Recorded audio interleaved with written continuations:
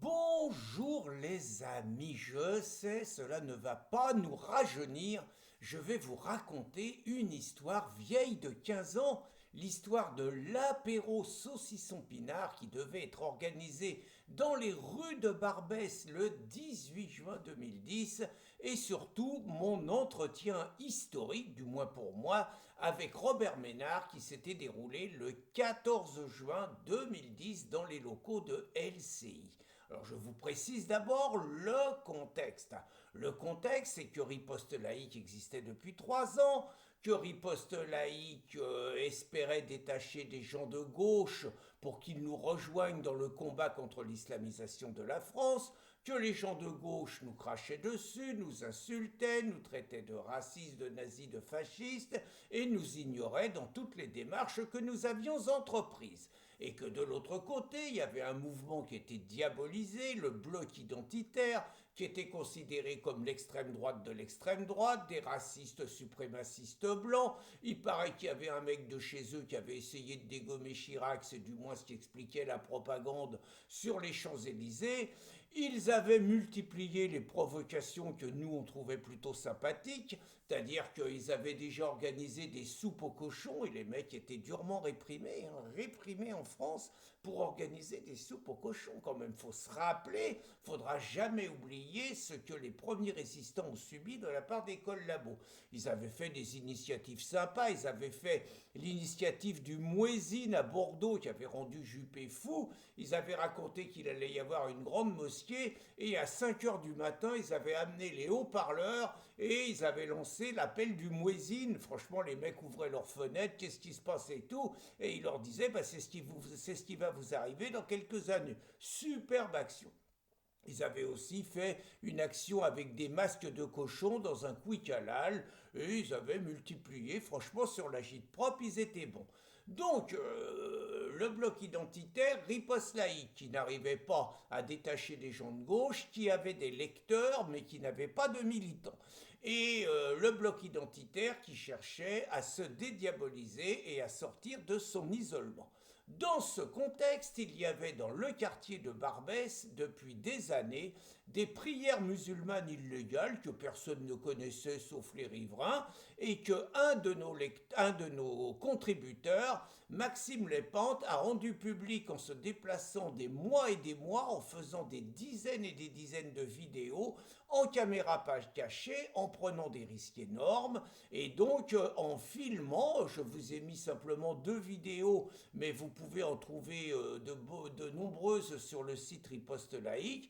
Donc on voyait ce spectacle hallucinant, on se croyait à Kaboul, à Téhéran, vous aviez des prières musulmanes, des milliers de musulmans qui barraient la route, vous aviez une milice carrément qui prenait les barrières, les flics disaient rien, les autorités disaient rien, Daniel Vaillant, le maire du 18e, disait rien, Delanoë disait rien, les médias disaient rien, c'était l'omerta générale. Et donc, Maxime a eu le mérite de populariser, ça a fait connaître Riposte Laïque, toutes les semaines c'était l'événement, tous les vendredis, il nous mettait la vidéo du jour et franchement c'était un spectacle absolument hallucinant. Alors certes Barbès aujourd'hui c'est encore plus occupé que ça l'était, hein, c'est une zone islamisée, mais au moins il n'y a plus de prière le vendredi.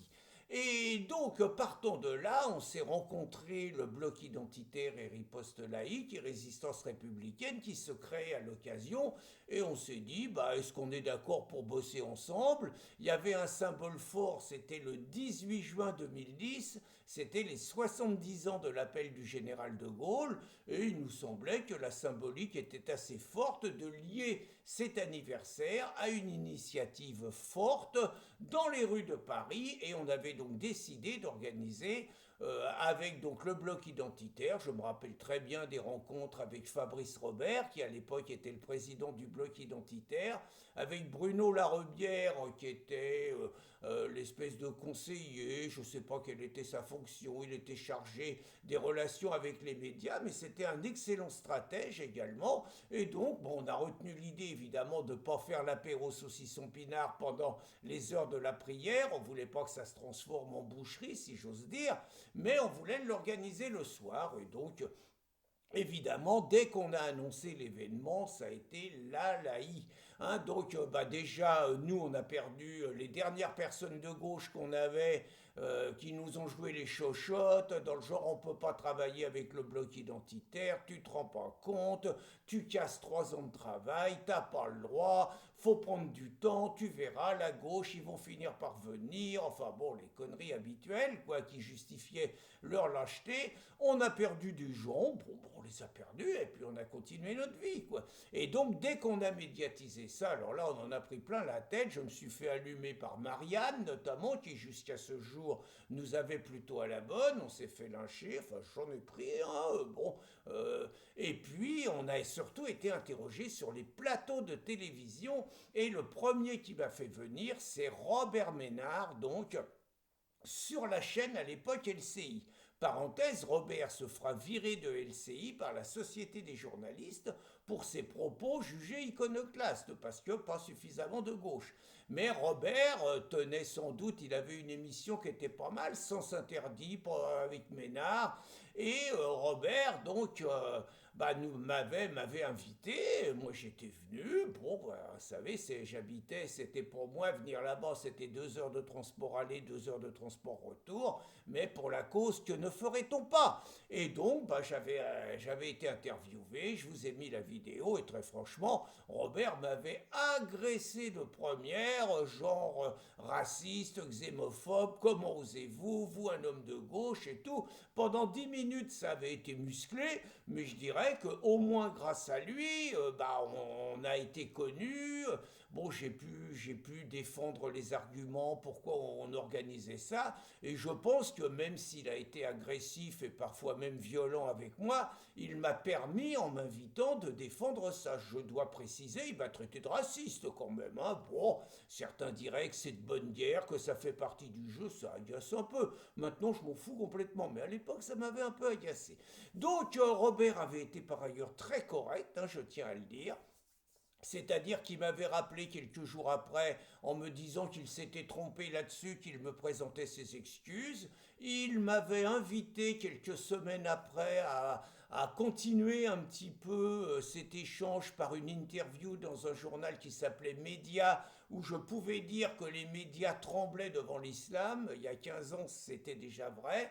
Et puis, il m'avait proposé cette petite vidéo d'un quart d'heure, en gros, comment on passe de la CGT syndicat du livre à riposte laïque, quoi. Donc, voilà, c'est des images qui datent de 15 ans. Je tenais à vous rappeler quand même cet événement, puis à vous dire que ça avait été un succès exceptionnel, c'est-à-dire qu'on avait eu, alors évidemment, il y avait eu interdiction, le préfet avait interdit à Barbès, mais on avait déposé un recours, le recours avait été...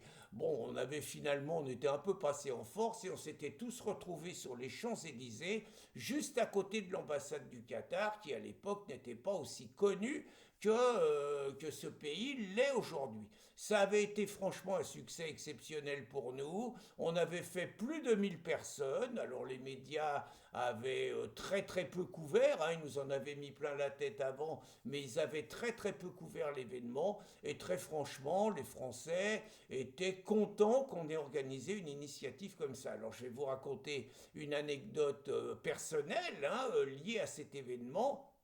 Euh, on avait fini l'apéro saucisson pinard aux alentours de, je dirais, 20 heures. Hein. Donc, évidemment, avec l'équipe de Riposte Laïque, on a été au resto pour décompresser. Et à 22 heures, on remontait les Champs-Élysées. Et là, c'était complètement autre chose. Vous aviez les supporters algériens, drapeau au vent, qui avaient complètement colonisé les Champs-Élysées. Et croyez-moi, on voyait à leur attitude une attitude très conquérante, très agressive, très provocatrice. Bref, en 2 heures, on avait vu la France complètement changer. On était passé de la France de l'apéro saucisson pinard à la France islamisée, algérianisée, agressée, menacée. Voilà, c'est un souvenir inoubliable. J'espère que vous apprécierez ce petit retour aux sources. Je vous en ferai dans les jours prochains quelques autres sur il y a 15 ans, qu'est-ce qui s'est passé. En attendant, j'espère que j'ai bien vieilli, je vais me la jouer un peu coquette et que 15 ans plus tard, vous me trouvez encore à peu près potable. Voilà comment je conclus cette journée, cette vidéo et je vous souhaite à tous une bonne journée.